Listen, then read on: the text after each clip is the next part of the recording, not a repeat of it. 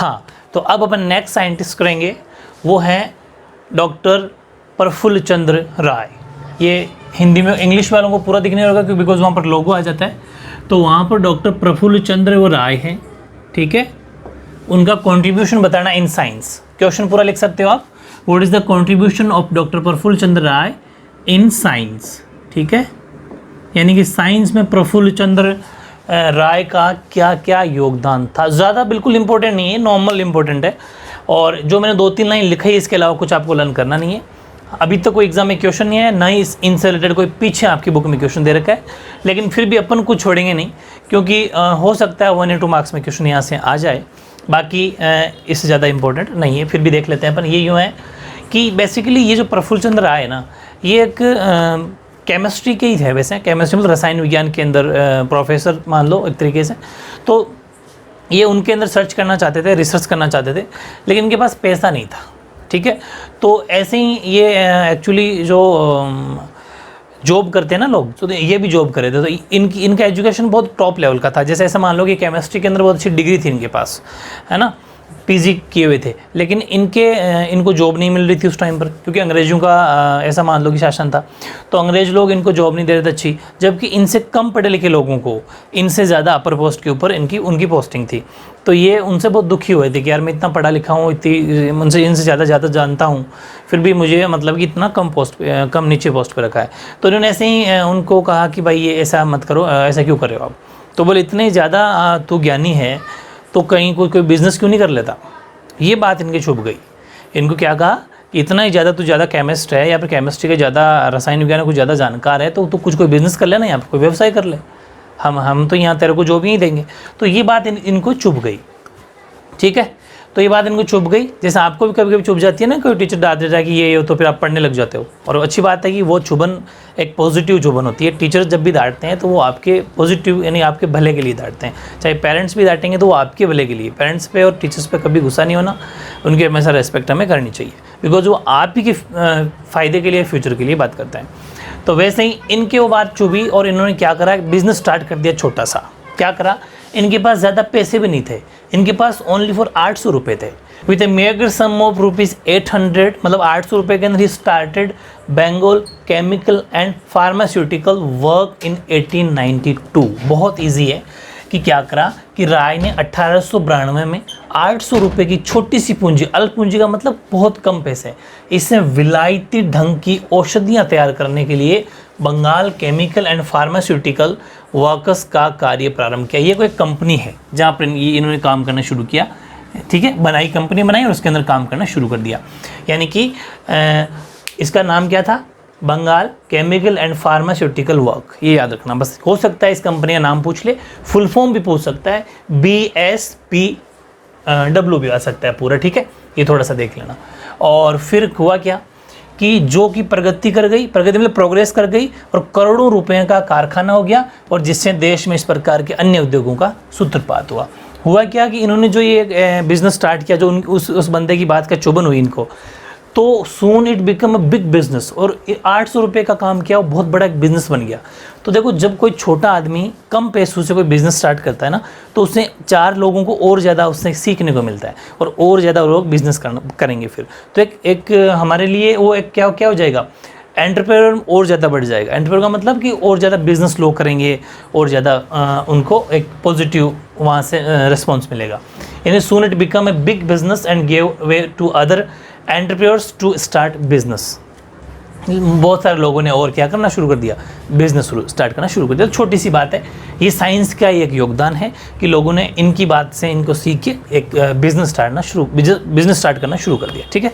Okay, ये छोटी सी 2-3 line आप याद कर लेना, ज़्यादा इंपॉर्टेंट नहीं है। हाँ, ये वेरी इंपॉर्टेंट है, पंचानन माहेश्वरी। और ये एज इट इज़ आपकी बुक में क्वेश्चन दे रखा है एज इट इज़ कि what is the contribution of doctor Panchanan Maheshwari in Bombay. Okay, यानी कि पंचानन माहेश्वरी का वनस्पति विज्ञान में क्या योगदान है। बॉम्बे क्या लिखता हूँ मैं, what is the contribution of doctor Panchanan Maheshwari in botany करना भाई, बॉम्बे नहीं, यहाँ पे क्या आ जाएगा, बॉटनी। बॉटनी का मतलब हिंदी के अंदर होता है वनस्पति विज्ञान। देखो बॉटनी होती है, एक जूलॉजी होती है मतलब जिसे अपन बायोलॉजी बोलते हैं, ठीक है, केमिस्ट्री, फिजिक्स, ये 4 पार्ट होते हैं अलग अलग। आप भी जैसे 10th पास करके 11th 12th के अंदर साइंस लोगे तो आपके पास ऑप्शन होंगे कि आप साइंस मैथ्स लाना चाहते हो या फिर साइंस बायोलॉजी लाना चाहते हो। उसके अंदर फिर आप जब बायोलॉजी लोगे तो बायोलॉजी के अंदर बॉटनी और जूलॉजी 2 ब्रांच पढ़ोगे। वैसे अगर बायोलॉजी नहीं लोगे, मैथ्स लोगे तो फिर फिजिक्स, केमिस्ट्री और मैथ्स लोगे, PCM जिसे बोलते हैं। तो ऐसे ही इन्होंने बॉटनी के अंदर बॉटनी में क्या कंट्रीब्यूशन किया, मतलब कि पंचानन माहेश्वरी का वनस्पति विज्ञान में क्या योगदान है, देखते हैं योगदान। पहली बात तो ये कि डॉक्टर पंचानन माहेश्वरी भारतीय वनस्पति विज्ञानी थे, ठीक है। Doctor Panchanan Maheshwari was Indian botanist, okay. पहला पॉइंट ईजी है क्योंकि जो इससे नाम है वही इसका आंसर है। Second, he developed a new branch by mixing embryology and tissue culture, very important. यानी कि इन्होंने क्या किया था, भ्रूण विज्ञान। देखो एम्ब्रियोलॉजी का मतलब होता है भ्रूण विज्ञान, भ्रूण समझते हो ना, एम्ब्रियो पढ़ेंगे बायोलॉजी में। पादप क्रिया विज्ञान, इन दोनों को मिक्स किया, भ्रूण विज्ञान को और पादप क्रिया विज्ञान को, एम्ब्रियोलॉजी और टिश्यू कल्चर, ठीक है। इनके सह मिश्रण से एक नई शाखा का विकास किया, एक नई ब्रांच का डेवलपमेंट किया और उससे बेनिफिट क्या हुआ, इससे फूलों के विभिन्न भागों की कृत्रिम पोषण द्वारा वृद्धि कराने में पर्याप्त सफलता हासिल की। He developed a technique to provide artificial nutrition to different parts of flowers for their development। यानी कि अलग अलग तरह के अच्छी वैरायटी के फ्लावर्स इन्होंने बना दिए। कैसे, टिश्यू कल्चर से और एम्ब्रियोलॉजी से मिक्स करके। जैसे मैंने आपको अपन बात करे थे, शायद कौन चैप्टर था उसमें भी अपन बात करी थी कि जैसे अपन बोलते हैं हाइब्रिड, पढ़ा था मेंडल वाला चैप्टर, हाँ, हाइब्रिड की तरह ये है। इन्होंने इनको मिक्स किया और हाइब्रिड क्वालिटी बनाई जो फ्लावर्स के लिए थी, डिफरेंट टाइप के फ्लावर, मतलब फूलों को विकसित किया। और आपको पता है फ्लावर भी एक बहुत अच्छा बिजनेस है, ठीक है, ओके। तीसरा, around 60 students did doctorates under his supervision. अच्छा, इंग्लिश में देख लेना, यहाँ सुपरविजन है, स्पेलिंग बता देता हूँ, सुपर VISION, नहीं दिख रहा हो तो पूरा, और वहाँ पर ऊपर नहीं दिख रहा तो वो इन 1892 है, 1892 आपको आई थिंक नहीं दिख रहा होगा, 1892, ठीक है, थोड़ा एडजस्ट कर लेना। और तो आई थिंक सब दिख रहा है, हाँ। तो क्वेश्चन क्या हो गया, इनके मार्गदर्शन में, मतलब इनके सुपरविजन में लगभग 60 छात्रों ने, 60 स्टूडेंट्स ने डॉक्टरेट की उपाधि प्राप्त की। डॉक्टरेट का मतलब जो PhD कर लेते हैं, जैसे ग्रेजुएशन करने के बाद में जो PhD कर लेता है ना, उसको डॉक्टरेट की उपाधि मिल जाती है। जैसे इनके नाम के पहले डॉक्टर लग जाता है, उसे डॉक्टरेट बोलते हैं। तो ज़रूरी नहीं ये डॉक्टर थे, ज़रूरी नहीं होता कि कोई डॉक्टर है तो ही डॉक्टर लगा सकता है। कोई PhD करके भी, PhD किसी भी फील्ड में कर सकते हो, PhD करने के बाद में भी अपने नाम के पहले क्या लग जाता है, डॉक्टर। तो ऐसे इनकी देखरेख में 60 स्टूडेंट्स को डॉक्टरेट की डिग्री मिली थी, ठीक है, ओके। चौथा पॉइंट है, डॉक्टर माहेश्वरी ने अपने विषय के अनेक अंतर्राष्ट्रीय अपने विषय के सब्जेक्ट अंतर्राष्ट्रीय सम्मेलनों में भारत का प्रतिनिधित्व किया। देखो आप कितने, मतलब मैं मानता हूँ कि लक्की हैं कि आपको हिंदी और इंग्लिश दोनों लैंग्वेज में पढ़ाई मिल रही है। ये बहुत बेनिफिट आपके लिए कि हिंदी में जो वर्ड समझ में नहीं है वो इंग्लिश में समझ लिए, जो इंग्लिश में नहीं हो हिंदी में समझ लिए। और फ्यूचर में आपको हिंदी और इंग्लिश बराबर पढ़नी पड़ेगी। वहाँ पर जो प्योर इंग्लिश मीडियम पढ़ के जाते हैं वहाँ दिक्कत होती है, और जो प्योर हिंदी मीडियम पढ़ के जाते हैं उनके बहुत ज़्यादा दिक्कत होती है। इसे दोनों मीडियम पढ़ना बहुत ही ज़रूरी है, बहुत आपको मिलेंगे नहीं यूट्यूब चैनल पे, ये बहुत बड़ी बात है। इसलिए अच्छे से समझा करो दोनों लैंग्वेज में। तो doctor Maheshwari represent of India, मतलब माहेश्वरी ने क्या करा था, जो इंटरनेशनल कॉन्फ्रेंस होती है भाई, होती है नहीं होती, जो इनके सब्जेक्ट की होती है, जैसे केमिस्ट्री के मामले में जो भी कोई बात होती थी, ऐसा मान लो कि इनके तो खैर केमिस्ट्री नहीं थी, बॉटनी थी, तो बॉटनी का कोई जैसे अंतर्राष्ट्रीय सम्मेलन है, जैसे इंटरनेशनल कोई कॉन्फ्रेंस है, तो इंडिया की तरफ से कौन जाएंगे, पंचानन माहेश्वरी जाएंगे, क्योंकि उस टाइम पर यही थे। तो उन्होंने बहुत सारे इंटरनेशनल कॉन्फ्रेंस बॉटनी के जो हुए थे उनमें इन्होंने रिप्रेजेंट किया है, मतलब कि भाग लिया है। पाँचवां, टिश्यू कल्चर प्रयोगशाला की स्थापना तथा टेस्ट ट्यूब कल्चर पर शोध करने के लिए लंदन की रॉयल सोसाइटी ने, ध्यान रखना, रॉयल सोसाइटी ने इनको अपना फेलो बनाकर सम्मानित किया, मतलब इनको रेस्पेक्ट की। जैसे एक तरीके से मान लो कि इनको एक जैसे फेलो बना के, मतलब ये है कि एक उपाधि देना, एक टाइटल देना, समझ पा रहे हो कि ही developed center of tissue culture and embryology, and to honor his research he was elected a fellow of Royal Society। अब फिर बता दो, मैंने अपन ने कल भी पढ़ रहे थे कि जो भी साइंटिस्ट की डेथ हो जाती है तो उसको उसके ऑनर पे और उसको सम्मानित किया जाता है कुछ ना कुछ करने के लिए। तो इनको क्या किया था, इनको फेलो माना था। उस कंपनी का क्या नाम था, उस कंपनी रॉयल सोसाइटी, ठीक है, रॉयल सोसाइटी मतलब रॉयल सोसाइटी है, हिंदी इंग्लिश दोनों सेम है, तो रॉयल सोसाइटी इनको अपना फेलो मान के इनका सम्मान किया था, रेस्पेक्ट की थी। तो बस इतने ही 5 पॉइंट इसके अंदर है और इतने सी थ्योरी इसके अंदर है, ठीक है। इसके अलावा आपको कुछ भी नहीं पढ़ना, ओके।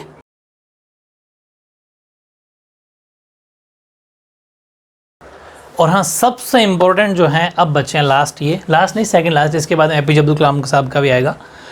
तो ये जो सलीम अली है, यहाँ से क्वेश्चन पक्का आएगा और मैंने सारे पॉइंट लिख दिए जितने पॉइंट से आने के चांसेस हैं।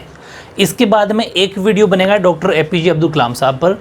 इसके अलावा एपीजे अब्दुल कलाम साहब के साथ में मैं बहुत सारे क्वेश्चन आंसर करने वाला हूँ आपको, जो 1 मार्क्स में आ सकते हैं। हालांकि इस पॉइंटों में लिखा दिया, कुछ डिफरेंट टाइप के हैं, है तो इन्हीं में से, लेकिन उसका पूछने का तरीका थोड़ा सा अलग है, इसलिए वो थोड़ा सा वीडियो अलग बनेगा।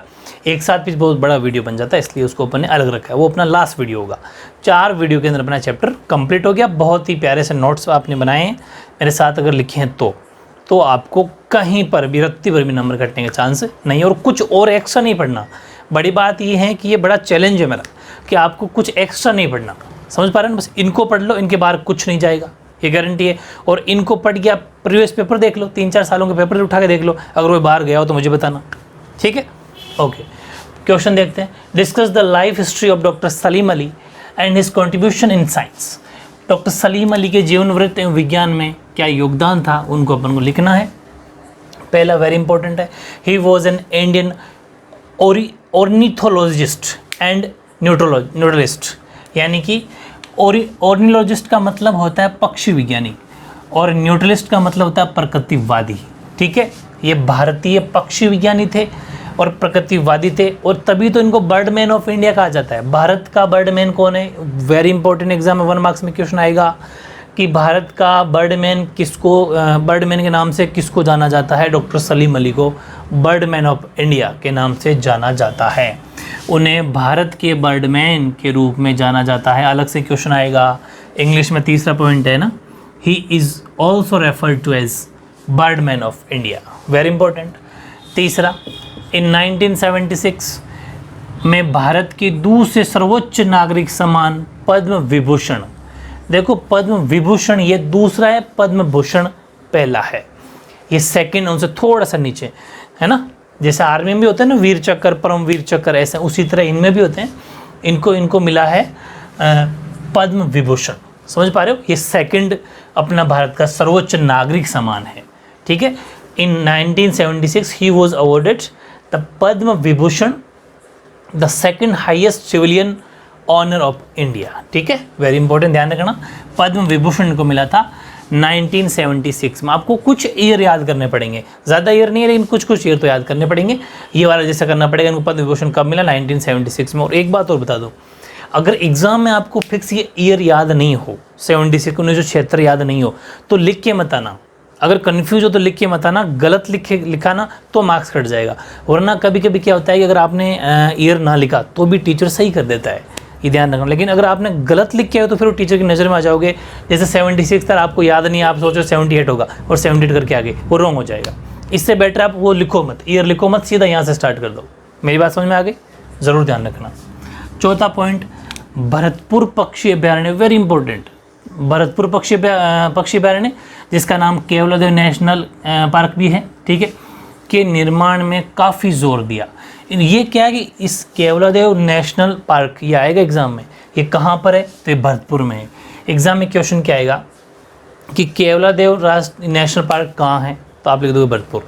बेसिकली इन्होंने इसको बनाने में जोर क्यों दिया, क्योंकि यहाँ पर बर्ड्स को रखा जाता है, पक्षियों को रखा जाता है, और ये थे पक्षी प्रेमी, मतलब इनको बर्ड अच्छे लगते थे, तो इन्होंने इसको बनाने के लिए बहुत ज़्यादा जोर दिया। यानी he was also instrumental in creating Bharatpur bird sanctuary या फिर Keoladeo national park. Okay, very good. फिर पाँचवें, इन्होंने एक बुक लिखी थी, आत्मकथा, और उस बुक का नाम था, मतलब ऑटोबायोग्राफी बोलते हैं इंग्लिश में इसको, आत्मकथा को, जो खुद लिखते हैं, खुद के बारे में, मतलब ऑटोबायोग्राफी का मतलब जो खुद के बारे में लिखी जाती है, खुद के द्वारा, ठीक है। यानी कि the fall of A sparrow, the fall of A sparrow, उस बुक का क्या नाम था, the fall of A sparrow. हुआ क्या था, इस बुक में इन्होंने ये बात लिखी है कि मेरी लाइफ कैसे चेंज हो गई, मतलब मेरी लाइफ का मतलब ज़िंदगी कैसे बदल गई। जैसे अपन भी कुछ एक इवेंट या कुछ ऐसा टाइम पीरियड होता है जिसको अपन देख के चेंज हो जाते हैं कि नहीं यार, मतलब वो अपन कहता है ना कि चुभन सी हो जाती है और उसके बाद में अपन पूरा अपना एक लाइफ अलग डायरेक्शन में लेके चले जाते हैं।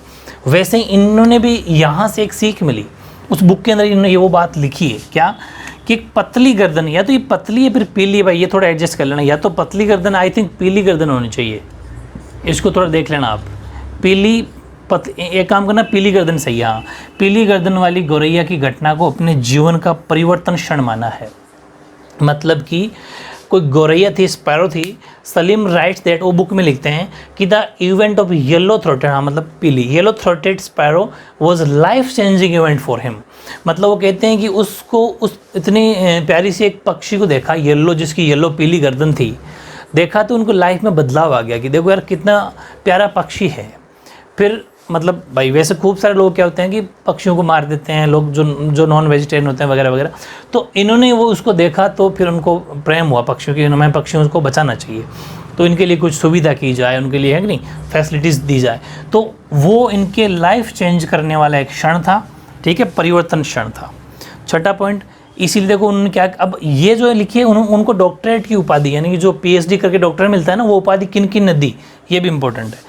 अलीगढ़ मुस्लिम विश्वविद्यालय 1958, अलीगढ़ मुस्लिम विश्वविद्यालय, अलीगढ़ मुस्लिम यूनिवर्सिटी इंग्लिश के अंदर 1958 के अंदर इन्होंने दी इनको। फिर दिल्ली विश्वविद्यालय, दिल्ली यूनिवर्सिटी ने इनको 1976 में, दिल्ली यूनिवर्सिटी 1976 के अंदर। फिर आंध्र विश्वविद्यालय यानी कि आंध्र यूनिवर्सिटी 1978 के अंदर मानद डॉक्टरेट की उपाधि यानी कि टाइटल इनको दिया, किसका, डॉक्टरेट का। किन किन ने दिया, सबसे पहले 1958 जो अलीगढ़ मुस्लिम विश्वविद्यालय है या फिर अलीगढ़ मुस्लिम यूनिवर्सिटी है। फिर दिल्ली यूनिवर्सिटी, दिल्ली विश्वविद्यालय 1973 और आंध्र यूनिवर्सिटी यानी आंध्र विश्वविद्यालय 1978 के अंदर इनको डॉक्टरेट की उपाधि दी, याद रखना, ठीक है। और फिर सातवां लास्ट पॉइंट है, 1990 में, इन 1990 भारत सरकार द्वारा कोयम्बटूर में Salim Ali centre for ornithology and natural history, ध्यान रखना SACON, SACON स्थापित किया। फुल फॉर्म आ सकती है, मैंने कहा था ना कोई भी साइंटिस्ट हो उनकी याद में कुछ ना कुछ बनाया जाता है। इसी तरह इनको भी 1990 में, इन 1990 government of India established Salim Ali centre for ornithology and natural history, ठीक है, ब्रैकेट में SACON, SACON फुल फॉर्म भी आ सकती है। SACON कि मतलब कहाँ किसकी याद में बनाया गया या फिर कब बनाया गया, 1990 में भारत सरकार के द्वारा कोयम्बटूर में, ठीक, कोयम्बटूर जगह का नाम है। ये पड़ता है आपके तमिलनाडु में, ध्यान रखना कोयम्बटूर कहाँ पड़ता है, तमिलनाडु के अंदर पड़ता है। आप चाहो तो लिख सकते हो कोयम्बटूर के ब्रैकेट में आगे तमिलनाडु, और इंग्लिश वाले पूरा करना, and natural history in Coimbatore, in Coimbatore है भाई, BT स्मॉल लिखना, TORE, ठीक है, कोयम्बटूर COIMBTORE है ये, ठीक है, कोयम्बटूर। ये तमिलनाडु के अंदर पड़ता है, तमिलनाडु, ओके, तमिलनाडु के अंदर पड़ता है। इनकी याद में 1990 के अंदर बनाया गया। वेरी वेरी इंपॉर्टेंट, इसके अलावा कुछ नहीं पढ़ना। साथ के साथ मैंने आपको वेरी इंपॉर्टेंट नोट्स लिखवा दिए, पॉइंट लिखवा दी, ठीक है।